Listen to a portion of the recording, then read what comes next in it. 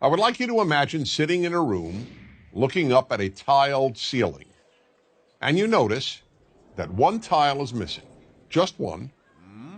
What would you concentrate your vision on? What would you look at the most? The answer, of course, is the missing tile. Now, that's fine for ceilings. In fact, it's actually good because we can replace a ceiling's missing tile and once again have a perfect ceiling. Ceilings, after all, can be perfect. But this doesn't apply to life. Most of what is missing in our lives, or what we think is missing, cannot be replaced. Unlike a ceiling, life can never be made perfect. For that reason, concentrating on the missing tiles in your life is a big problem. Let me give you the example that taught me this great lesson about what I call the missing tile syndrome. A bald man once said to me, "You know, Dennis, whenever I walk into a room with people, all I see is hair." When I heard this, I immediately realized that in this regard, this man sees the world completely differently from how I do.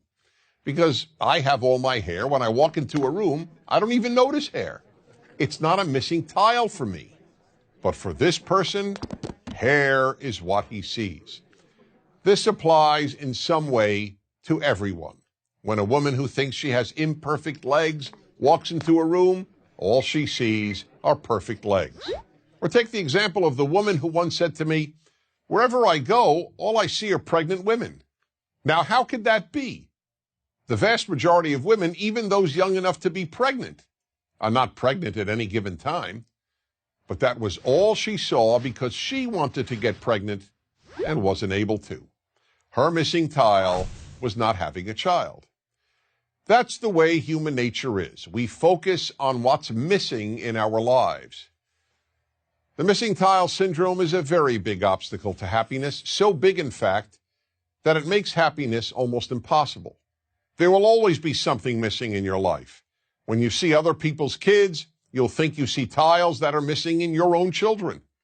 Gee, why can't my kid study as hard, or be as polite, or be as bright, or be as good-looking, or be as athletic?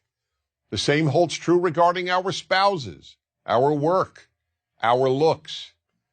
The list is endless. I'll give one more example. When I was single and looking to find the right woman, I wanted to first identify the most important trait to look for in my future wife. So after almost every date, I would call my best friend Joseph and announce, "Joseph, tonight I identified the most important trait in a woman."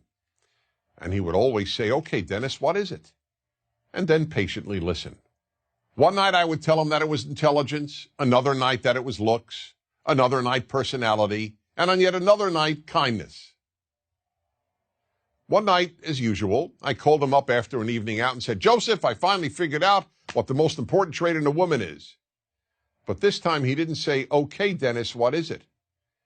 Instead he said, "Don't tell me, I'll tell you." Perplexed, I asked, "How do you know? You don't even know the woman I went out with." "It doesn't matter," he said. "Whatever trait tonight's woman was missing, that's the one you decided is the most important trait in a woman." I could say nothing. He was right. Whatever that night's date was missing is what I would declare the most important trait in a woman. I hadn't yet come up with the term missing tile syndrome, but that is exactly what I was suffering from. That's the way we play tricks on ourselves and undermine our happiness, by concentrating on the missing tiles every one of us has. So we really have a simple choice. Do we focus on the rest of the ceiling, on all the tiles we do have, or do we focus on the ones we're missing? To a large extent, the answer to that question will determine how happy you will be. I'm Dennis Prager. Join Prager University, subscribe to our YouTube channel, and sign up for free at prageru.com.